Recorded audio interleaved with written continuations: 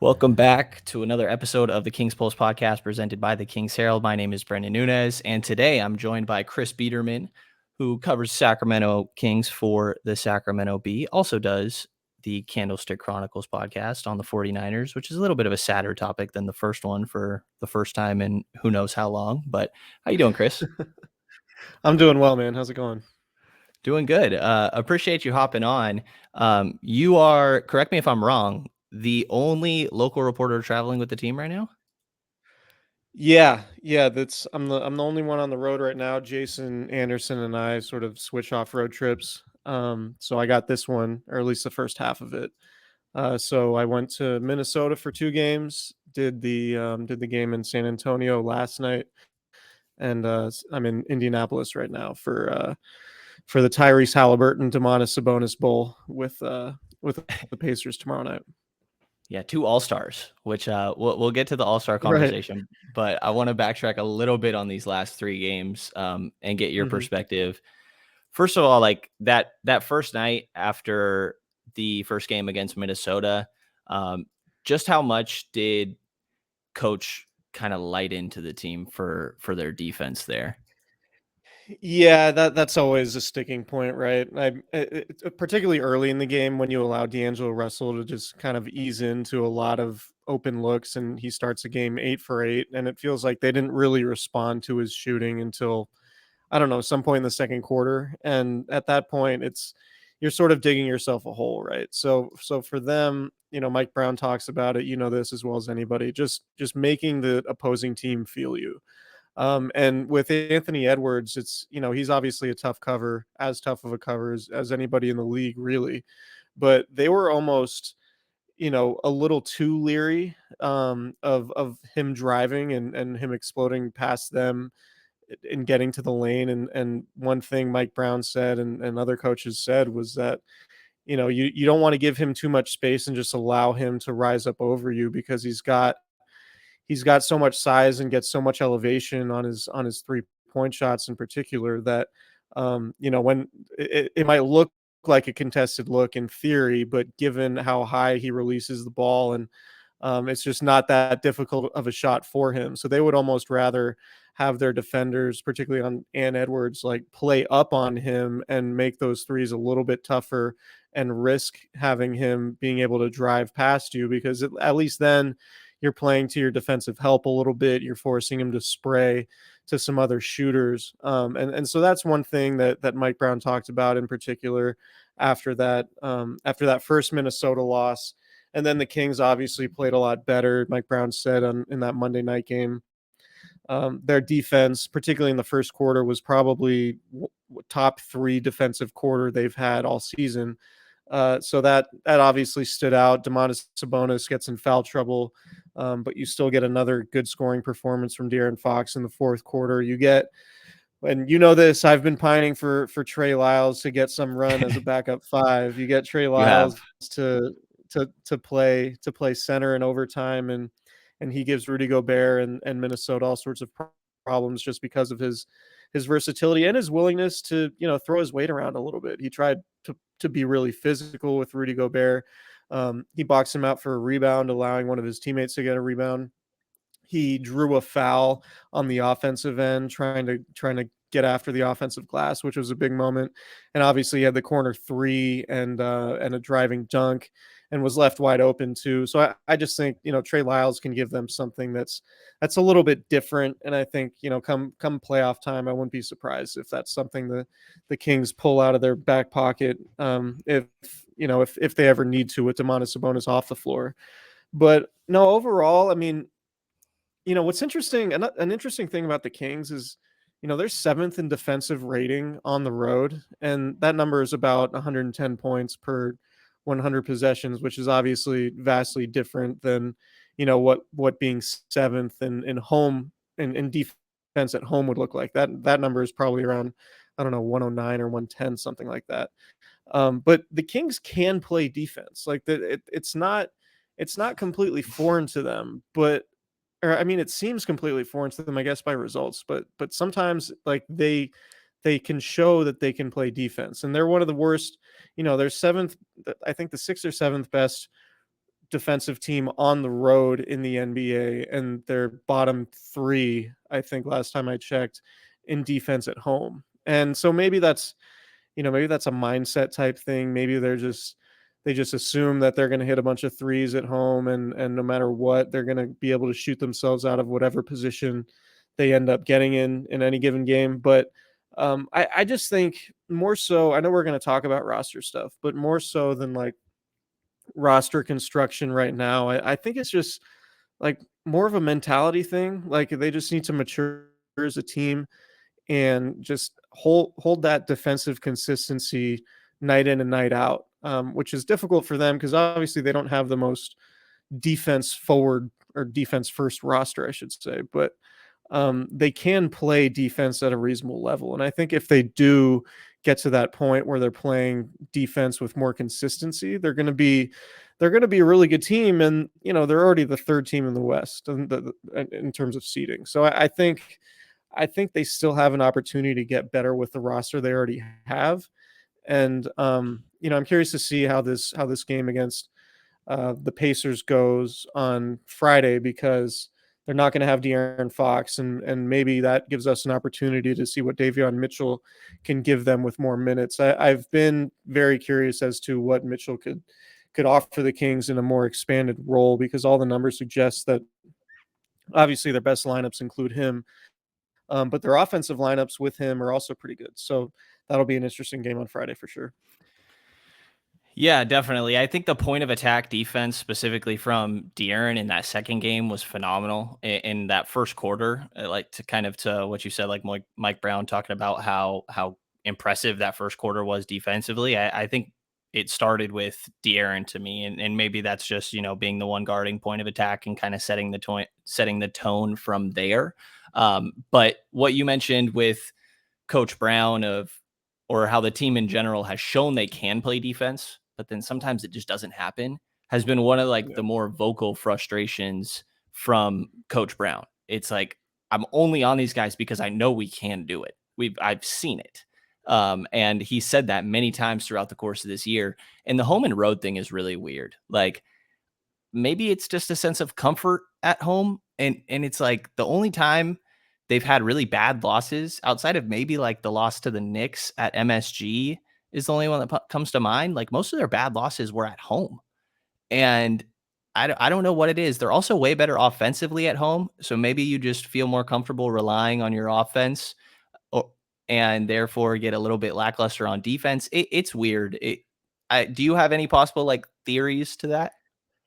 No, I've asked some of the guys about that stuff, and I think they've said similar things. Like it's just they kind of assume that eventually the shots are gonna fall, right? And on the road, and we've seen it with them, particularly lately. Like the shots don't always fall, so they have to grind to win in different ways on the road than they typically do at home. And I think they're more conscious of that on the road. Like for example, Wednesday night in San Antonio, when they realize early on the shots aren't falling, so they're just relentlessly attacking the rim, and they end up with their most points in the paint on the entire season.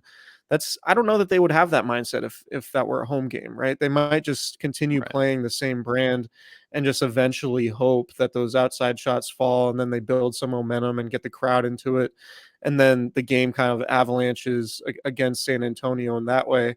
But that's not going to happen when you're not playing at home. So I kind of think that's what it is, and I think as the season goes on, I'm curious to see if they make that adjustment, right? Like if they realize in these games at home they can't just keep popping a bunch of threes when they're not going in.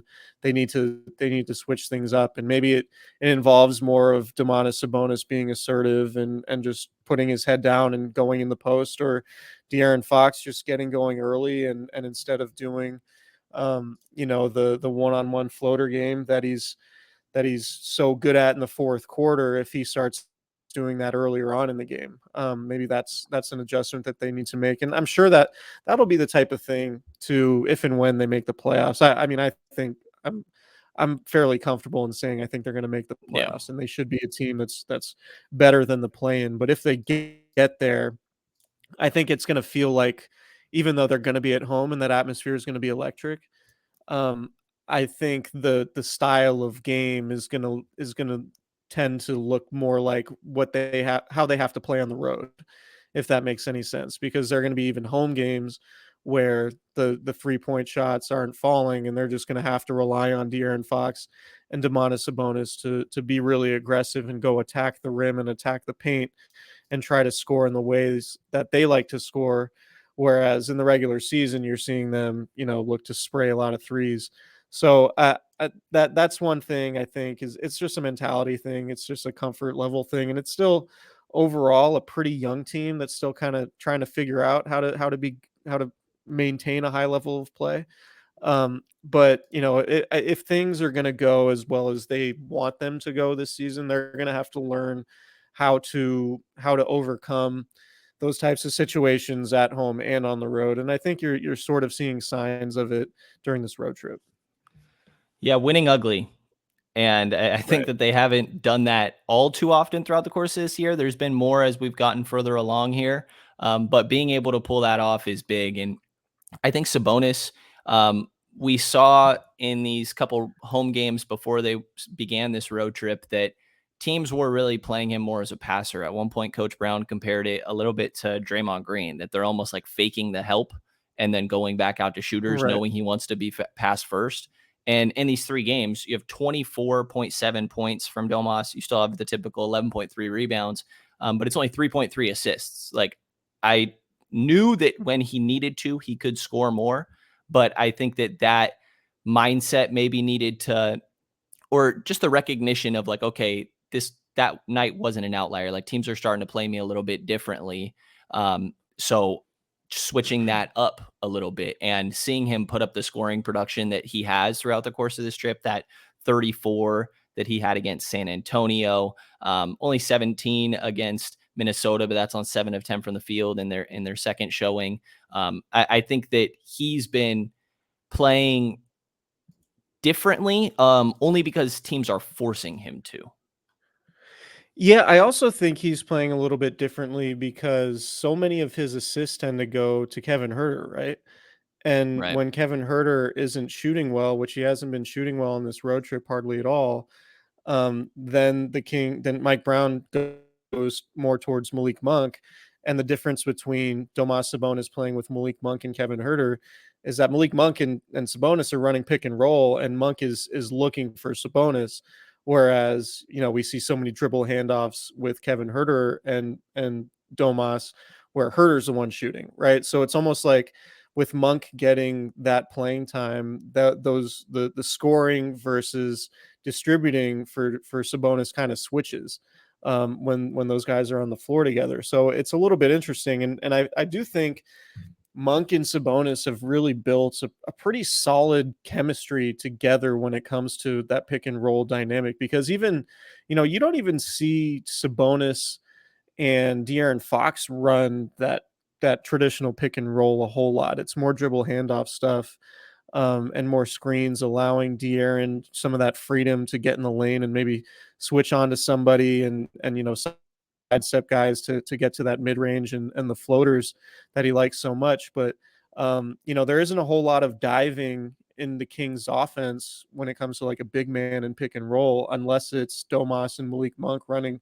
it together. And so that's, I think, a big part of the change too. And curious to see, like, can Malik Monk and Kevin Herter be hot at the same time, right? Because it's like Right.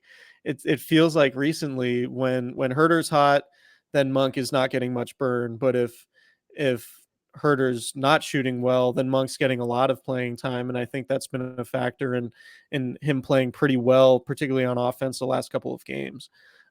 So I don't know that you necessarily need both of those guys to be hot at the same time, but I know, or I feel like the Kings would be really difficult to beat if those guys were able to be hot at the same time, and if somehow they were able to play on the floor together, which we haven't seen a whole lot of. So I think, with Domas in particular, one of the more underrated things about his season is just how versatile he is, because, Yeah. we've seen him, distribute to guys and do the dribble handoffs and spray the ball to all those 3-point shooters and rack up all those assists.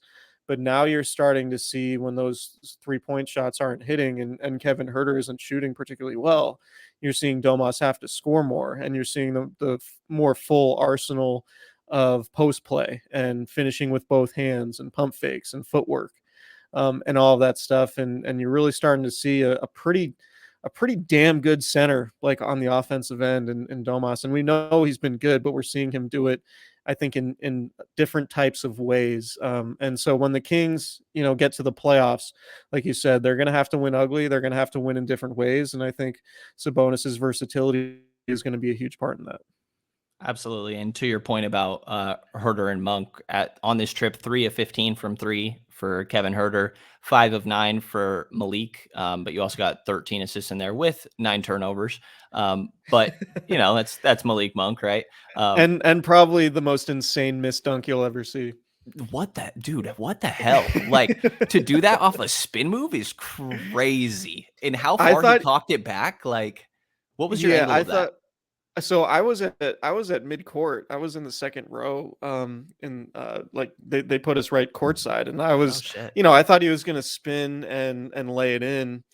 But no, he spun. And I mean, the thing with Malik, I mean, people know, but like what's really impressive when you see him in person is just how much he hangs in the air when he jumps. Like, he has serious bounce to the point where he feels like he's in the air for a long time, but he also gets up super quickly.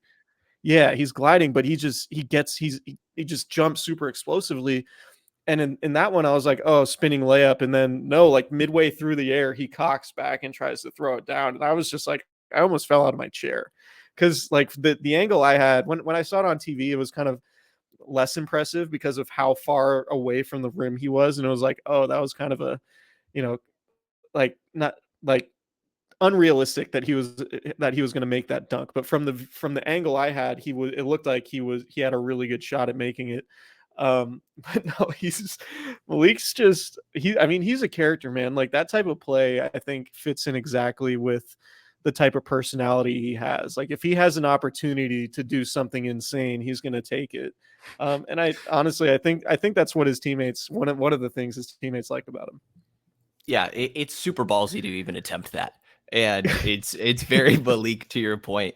His athleticism is insane. Like, what you're saying, when he rises up, like, sometimes he just keeps going, and you're like, what is he gonna stop? Like, De'Aaron's a ridiculous athlete in his own right. And in that same game, De'Aaron threw a lob to Malik, and he caught it and threw it down reverse, which it's always fun when those two guys are connecting either side of that.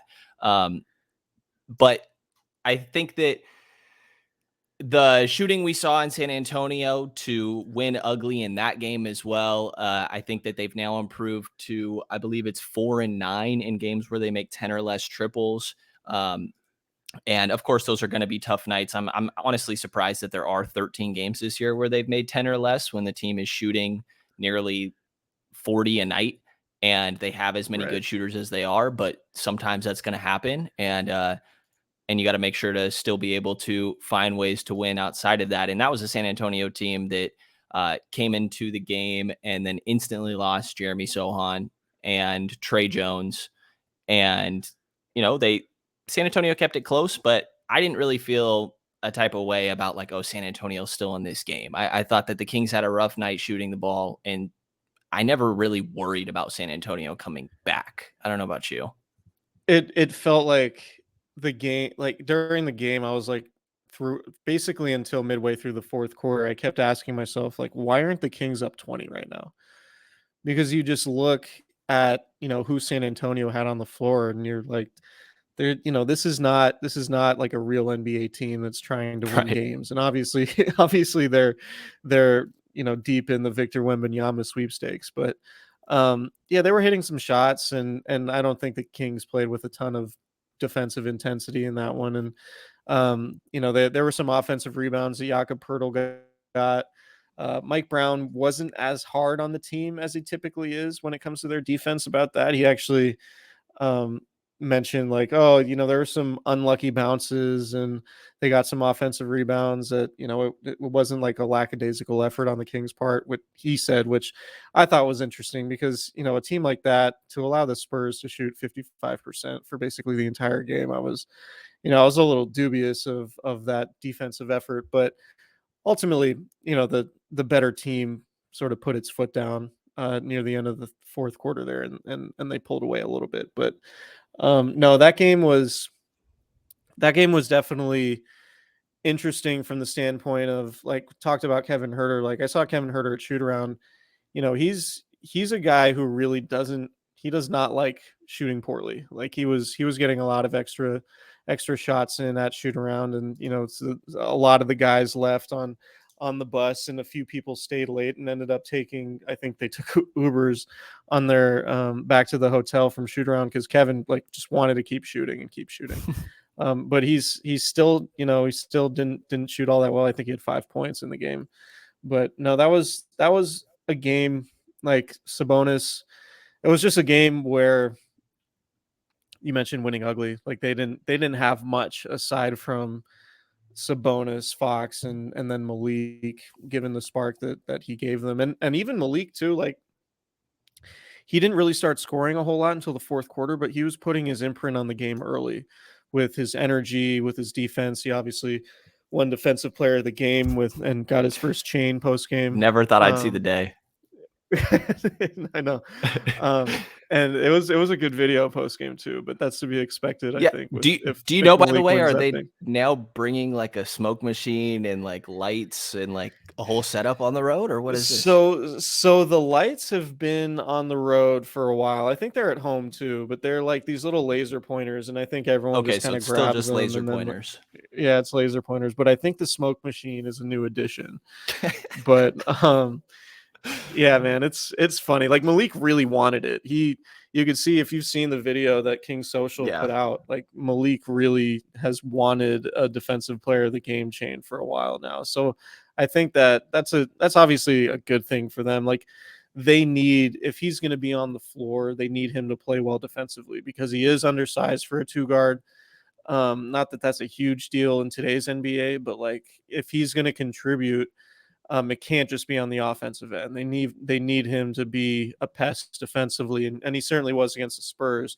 I don't know if he's going to be able to maintain that against better teams than the Spurs, who I think they have the worst offense in the NBA, or at least one of the worst. I'm pretty sure, at least with all the guys Yeah. they're missing. I'm sure they're one of the worst. So, but no, Malik, if he brings that defense, I think it raises their ceiling overall because of how much they rely on him to not only bring energy and bring scoring, but just I mean, if he can bring defense, it's a different dynamic for sure.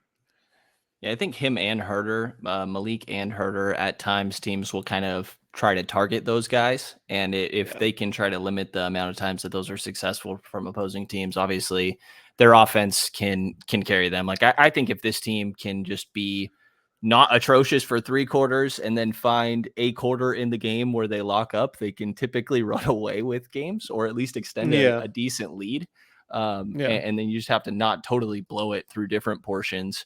Um, Moving to the All Stars that were announced today, All Star reserves for the Western Conference.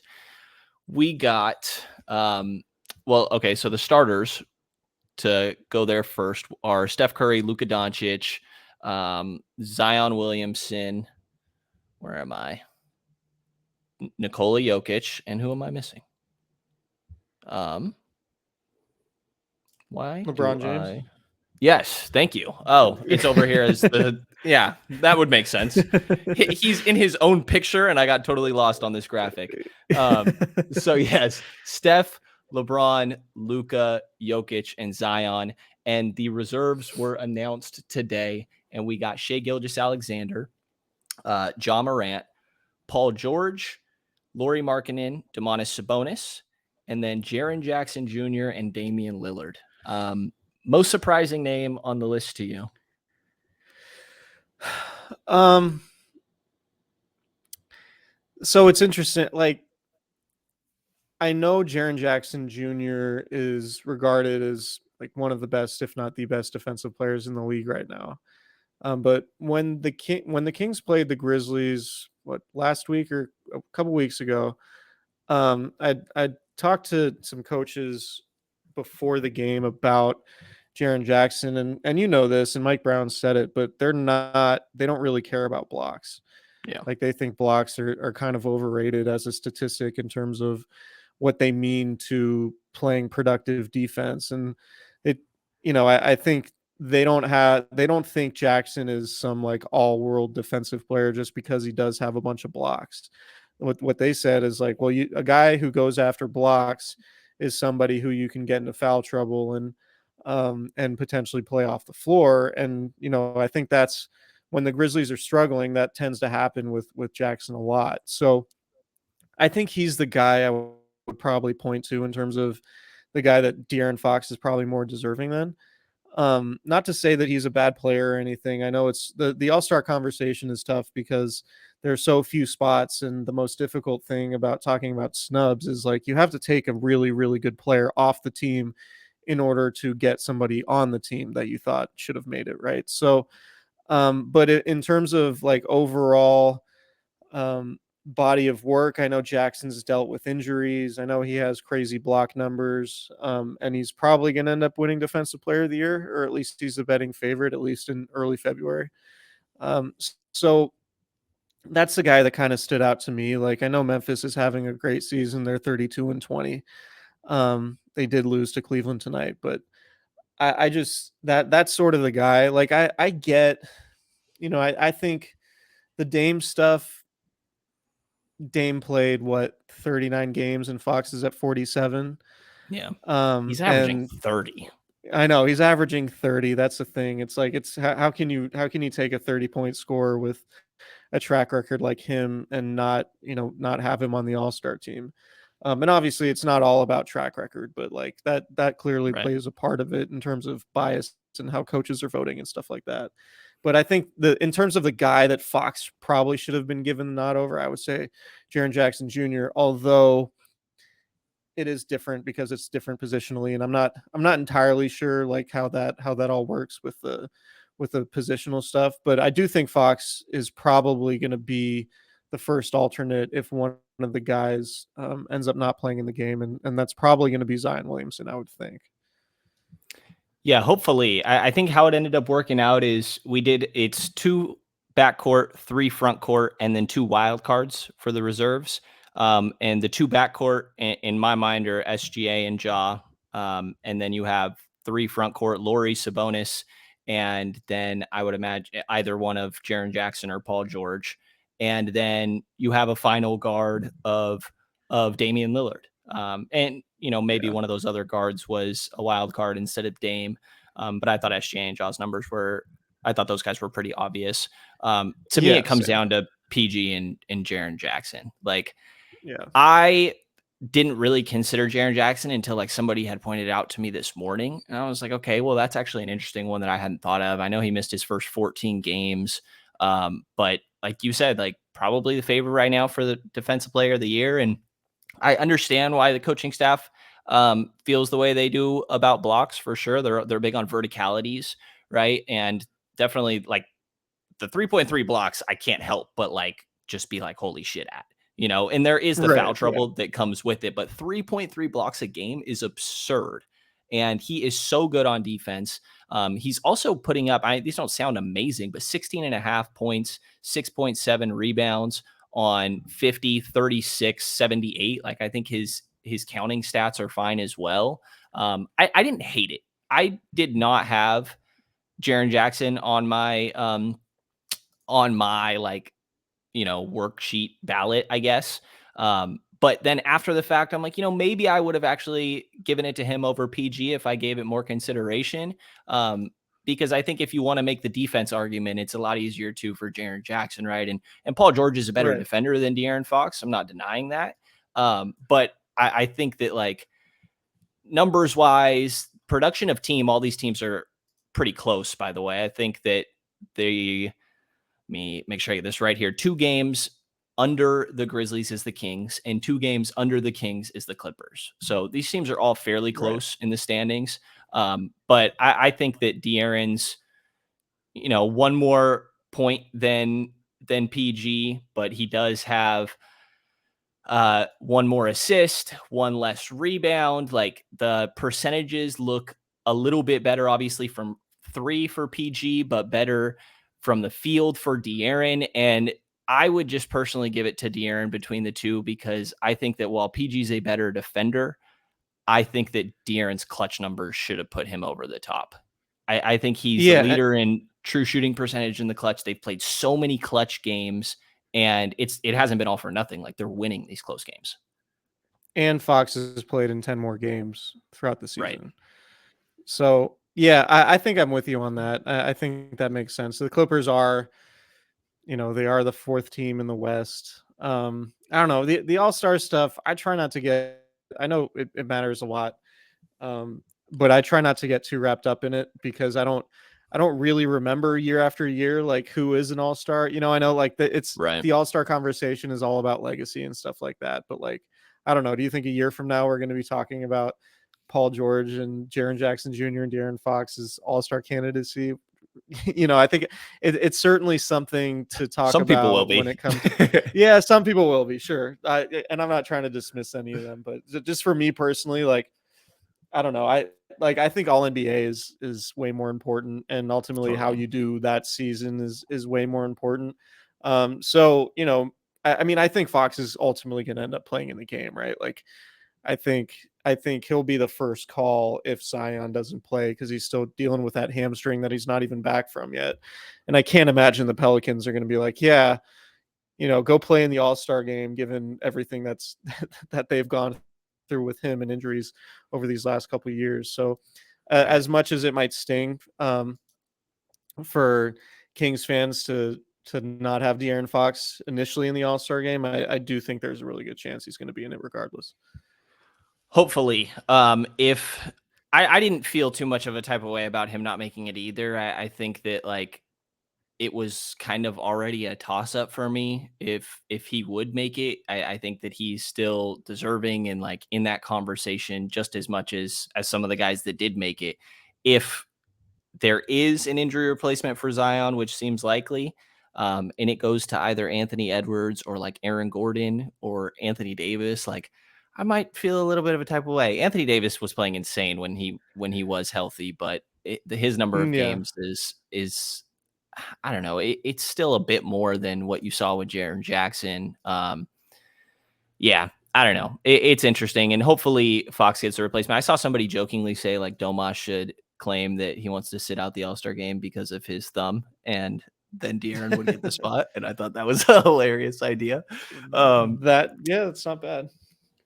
but yeah, I don't know. I thought the most egregious thing, honestly, was Siakam not making the team. But I obviously pay more closer attention to the West than the East. Last topic I want to move to here with you, Chris, before I get you out of here, is the trade deadline that's approaching. We're recording this a week away from the trade deadline. And I asked you beforehand just to kind of get an idea of, like, is there anybody you're interested or anything? So that way I make sure I'm all researched and thought out. And I think you're in the minority for saying you think they should sit tight. I'm comfortable if they sit tight.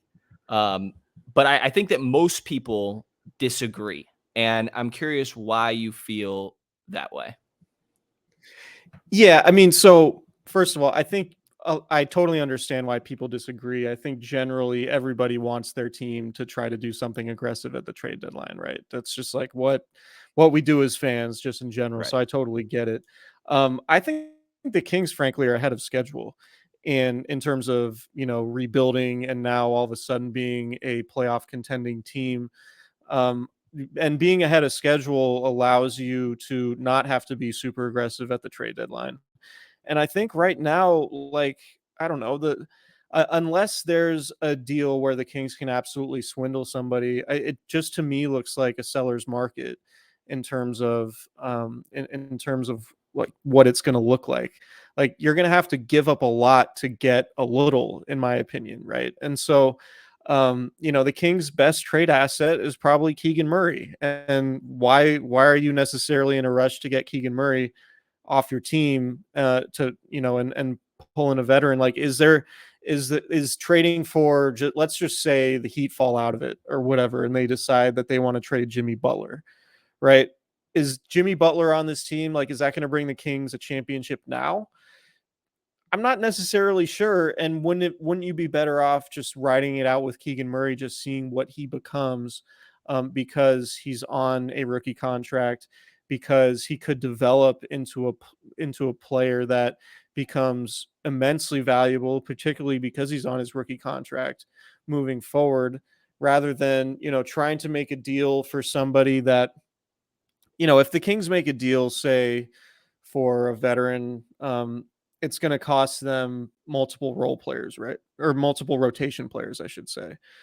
And I just think they have a good thing going. They're ahead of schedule, and they should just develop what they have and see if they can win with what they have and see what it looks like in the playoffs with this current group before trying to figure out if they need to make a substantial move, right? And I'm not opposed to making a trade for them, on the edges of the roster. Like if they want to go get Mason Plumlee, for, I don't know, Terrence Davis in a couple seconds, or Terrence Davis, Rashawn Holmes in a couple seconds, fine.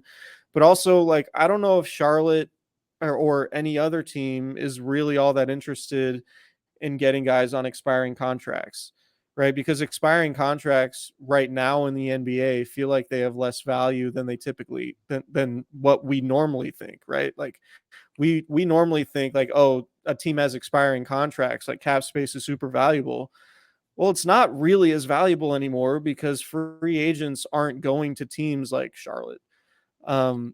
To like that cap space is not going to do them a whole lot of good. They're going to end up with without a whole lot to show for the cap space in this coming off season. And so I just don't know, why, like, teams want to dump contracts, sure, but in terms of like getting expiring deals for tanking teams, there's not much benefit in it, and just in being able to have cap space. So, and like, I just think that it's kind of a weird market, and I think the Kings would behoove themselves to take a long-term approach and realize that, like, yeah, you're the third team in the West, and theoretically, the third team could contend to get to, say, the conference finals in theory. But if I'm Monty McNair, and the fact that he just signed an extension is obviously a huge part in this, right? Because he can Right. take the long-term view instead of trying to make a deal that could ultimately change his fate with the team. He doesn't have to worry about that anymore. So he can take the long-term view and then say, all right, let's see how Keegan Murray plays in the playoffs. Let's see if Malik Monk can give us some juice in the playoffs for the first time, really, that he's ever been in the playoffs. Let's see if Sabonis can become an even better playoff player after getting a taste of the playoffs during his time with the Pacers. Let's see how De'Aaron Fox handles the playoffs, right? Like, I think playoff reps are super important, just overall, and that those playoff minutes are going to look way different than what the Kings are how they're playing in the regular season, right? The playoffs are just such a different animal that you're going to learn way more about your team when you get to the playoffs than you are right now. And frankly, like, when the Kings lose games, I don't really look at it like, oh, they're losing this game, they're losing these games because of their roster. I think they're losing these games because of just how they're playing. Like, I think their roster is good enough, and the roster makes a lot of sense right now. Like, they have a lot Yeah. of pieces that complement each other really well and that fit together.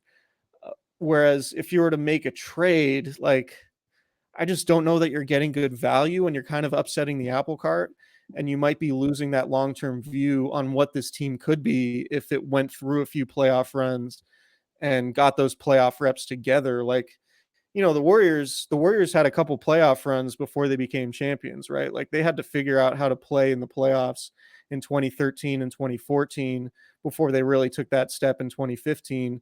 And the Kings haven't had any playoffs experience at all yet. So if I'm them, I'm just taking this current group I have without making any major changes, seeing how they do in the playoffs when everything is drastically different, when the game slows down, when defense is obviously more of a priority. And then when you get to that point, you have a better idea of what you need to improve upon, and then you have the offseason to potentially make some moves. That's how I would look at it, because I just don't, you might cost yourself a chance at having a really good player for a long time, somebody like Keegan Murray. If you're like, okay, I could go get, say, Pascal Siakam or OG Anunoby or something, yeah, maybe those guys are clear and obvious upgrades, but then you're costing yourself draft picks that you could potentially move later down the road when you have a better idea of what you need, or rotation players, when frankly, like, the Kings don't have a lot of wing depth, right? Like, they have Harrison Barnes and Keegan Murray and Trey Lyles in terms of like wing players, not counting guards like Kevin Huerter and Malik Monk, but like, I just think they're better off seeing what they have for right now this year, realizing that they're ahead of schedule, playing it out, and then waiting till the offseason to make any substantial changes. Ahead of schedule, couldn't agree with more. I think that like this year, barring some major collapse, is already a success. And we've heard Yeah, Coach Brown talk so much about the importance of experience in the postseason and how much this team lacks it. You know, even the guys like Domas has gone 3 times. He's never been out of the first round, right? Kevin right. Herter does have that run to the Eastern Conference Finals. He was phenomenal in that Game 7 of Ben Simmons' last game in Philly, but that's one series there, or one run there. And I just think that there's not enough guys that have substantial playoff experience on this roster, particularly the main guys, that you can just overlook that and assume that, well, if we got one more piece, like, we'd be right in contention. Like, I think that's a little crazy. And I don't actually think that there's any like moves. I mean, I've, been told specifically like they do not want to trade Keegan Murray, which of course they said they don't want to trade Tyrese Halliburton, for what it's worth, but that they think that Keegan Murray can be better than a Lauri Markkanen. Like, why would we trade Keegan Murray for Lauri Markkanen? He's going to be better than that. And sure, believing in Keegan that much, like, there's been flashes recently where I could see how maybe you could talk yourself into that. I don't know if I'm quite at that level, but like any of the starting five, I don't think should be touched with. I don't think that Malik Monk should be moved. I pretty much on the same with Davion. If there was something more, I don't know. I'm not like nobody's untouchable, right? For the right deal, I guess. But I don't Right. think that you need to move anything like that. To me, what stands out is like Terrence Davis is expiring, Alex Len is expiring, and both those guys each make about 4 million. You could get to taking back like a $12 million player there, and then you have 9 second-round picks and that are usable. And then you have 2 TPEs, one that's just over 4 million from the Tyrese trade, and one that's 1.6 and some change from the Bagley trade. Like, to me, you could look at backup center, right? For example, which is something that you floated around. Does and then you could also look at, adding another wing player, like you kind of hinted at. Like, to me, I think a hypothetical scenario I laid out today, like, I've really talked myself into Josh Richardson, right? I think he's a guy that could be your seventh, eighth guy. And just to add another piece, right? He reminds me of Dante DiVincenzo a bit, where I think he's a capable shooter, can put the ball on the floor and be a connector. Sometimes he'll do a little bit too much on offense, but at the same time, he's a pesky defender. And I think a rotation player on a good team. Maybe some nights that he doesn't have it, but just like anybody, and he's expiring contract. You could do Terrence Davis, Alex Len, and say 2 second-round picks for Josh Richardson. And then, I don't know that I think Serge Ibaka can still play basketball at all, but if it's meaning your $4 million TPE that would expire anyways on the 7th, and then, for example, your own second-round pick, which right now is projected to be pick 54, to get a guy that maybe can, probably not, but worst case, he's another Dellavedova, and all you're giving up is the 50th pick in the draft. And we've heard how much they love Matthew Dellavedova's veteran experience as a guy that's gone through it. Like, I think it's small stuff like that that stands out to me. And again, I don't really love Serge Ibaka as a player. It's more so just like a hypothetical I'm laying out with, to me, assets that, like, if you don't use outside of the second-round picks, are kind of just gone anyways. And I'm curious specifically on the backup center, how much of it is because I know you're all about Trey at the backup 5, or at least that's, you've talked about And really liking Spurs. that idea, and it's worked a little bit as of Yeah. late. Um, how much of that is, believing that the answer is already on this roster, and how much of it is we don't like, why is everybody so worried about the backup 5? It's 15 minutes a night. Yeah, and it's probably even fewer than 15 minutes a night in the Right. playoffs, right? Because like I kind of think, like in a do or die scenario, like wouldn't you rather just try Trey Lyles with the starters or with 60% of the starting lineup and maybe Malik or something with your second unit in the playoffs, like just increase the pace and see if you can run a team a little bit, because ultimately, like you know these other guys, like Alex Len's never seen the floor in the playoffs. I don't think Rashawn Holmes is ever going to see the floor in the playoffs.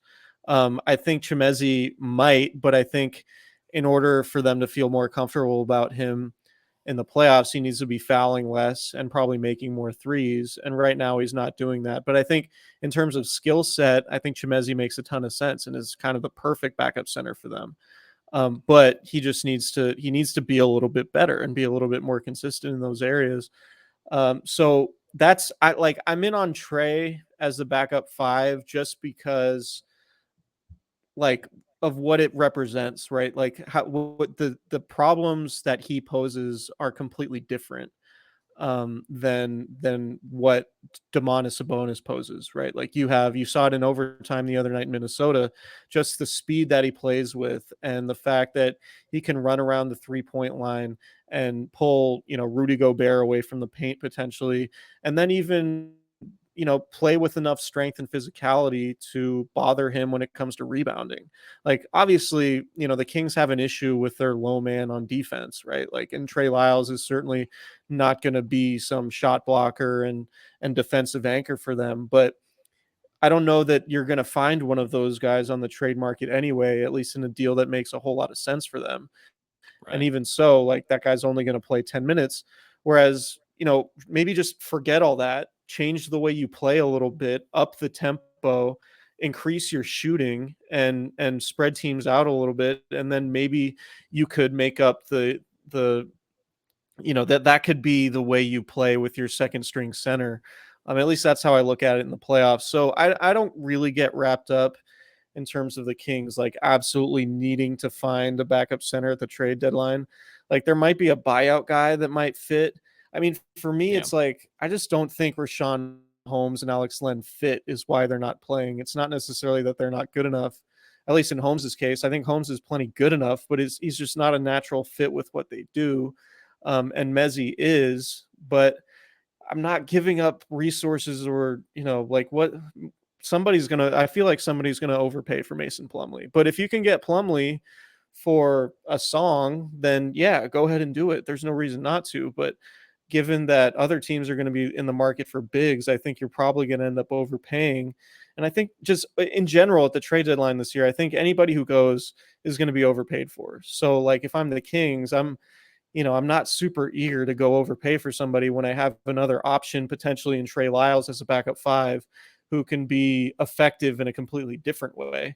So that's what I like about him. I know you and I have talked about it a little bit at Kings games, and I was really happy to see Trey Lyles do what he did in overtime in Minnesota because it confirmed the hell out of my priors, man. So Yeah. that was the important thing. But yeah, no, in It terms of definitely backup did. center, like I think they have enough there because I mean Sabonis is going to be playing 40 minutes in the playoffs. Like, let's be real.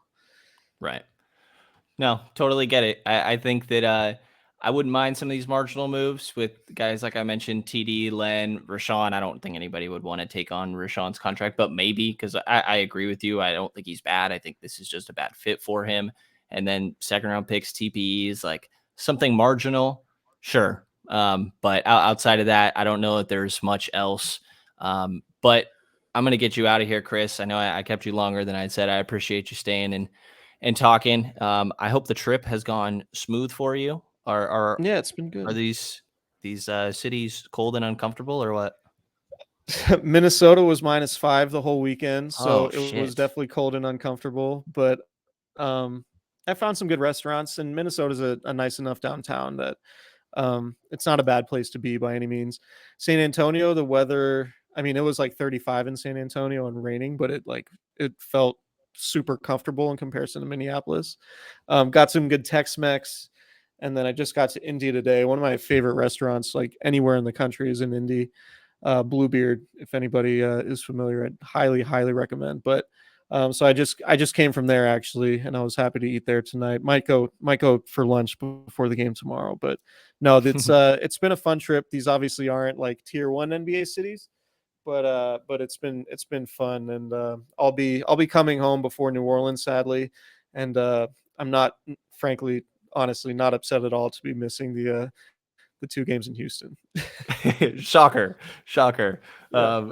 Yeah, well, I appreciate you again, Chris Biderman, of the Sacramento Bee, also Candlestick Chronicles for all the Niner fans out there that are coping through these hard times. Um, also a Blue Wire podcast. But that's going to do it for us. Definitely take a look at the Kings Herald and their Patreon to support local independent Kings coverage from all the great guys and gals there, including myself. And if you enjoyed this episode of the Kings Post podcast, please subscribe, rate, and review, and hear from me again next couple days.